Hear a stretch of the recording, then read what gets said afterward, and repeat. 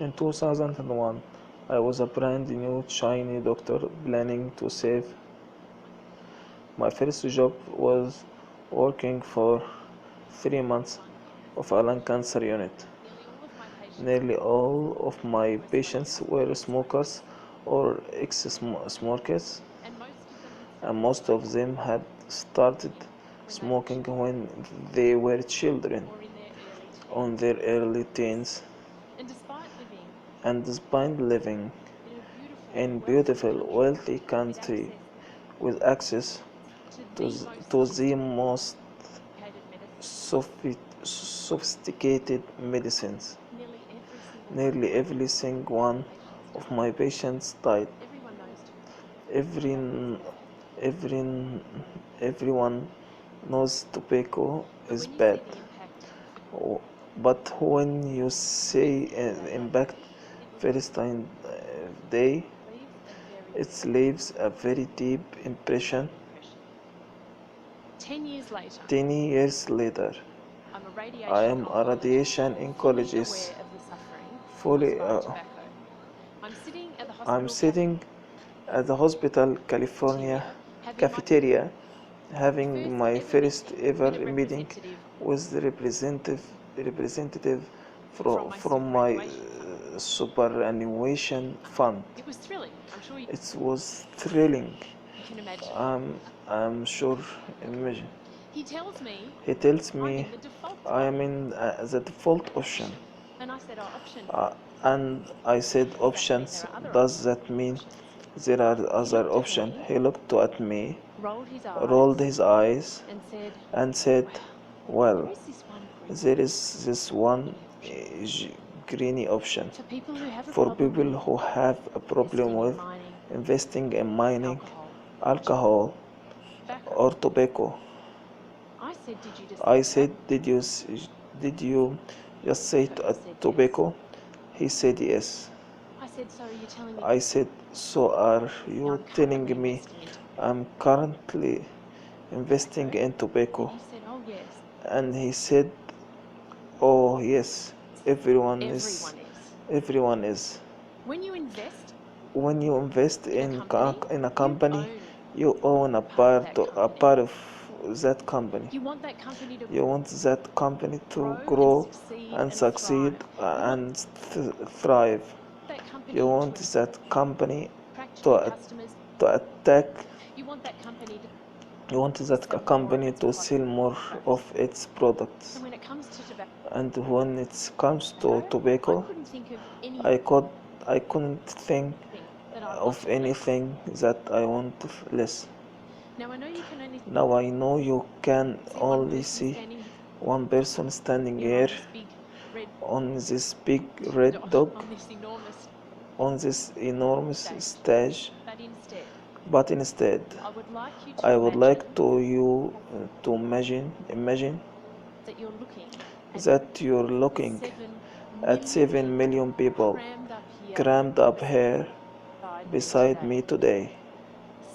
7 million people across the world have died as a result of tobacco in the past year alone.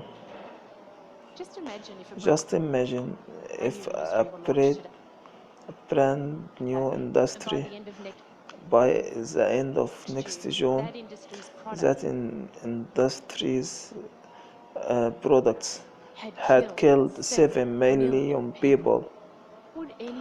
Would any of us invest in that new deadly industry?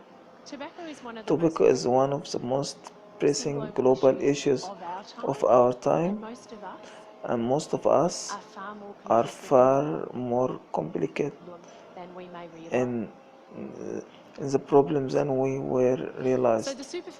So, so the super fund representative explained to me that tobacco companies would be found in an international shares portion of my portfolio.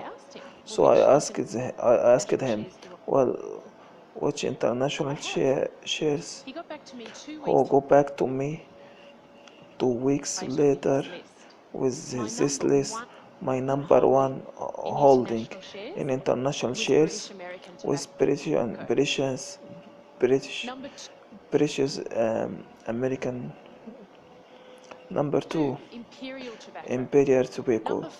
Number four, Philip Marks. And number five, a Swedish mass company. Four of the top companies were tobacco companies. My investments and oncologists.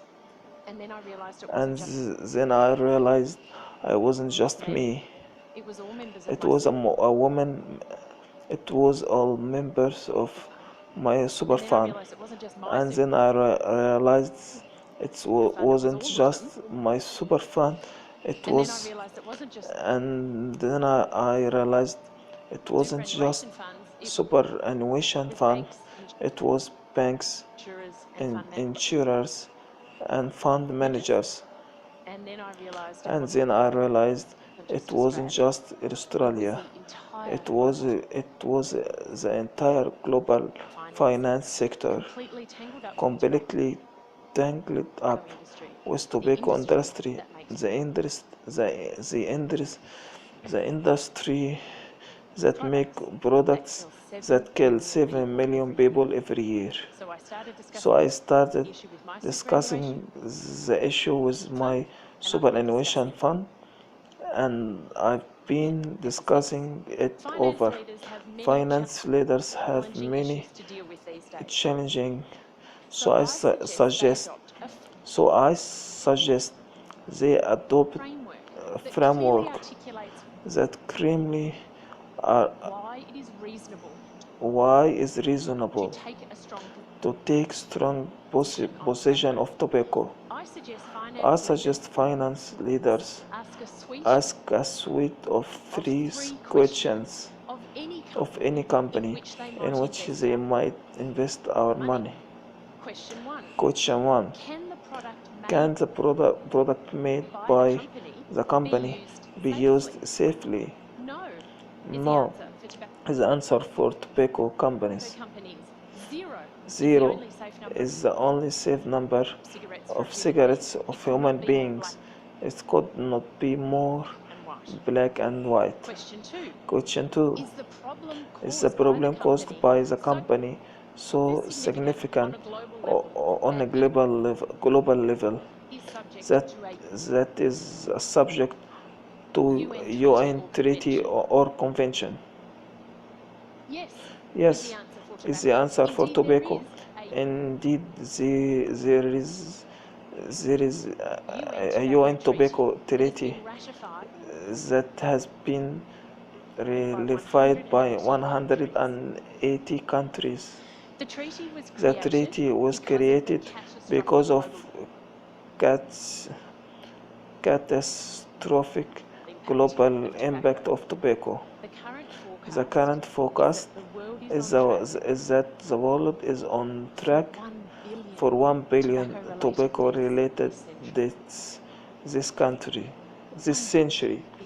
1 billion deaths.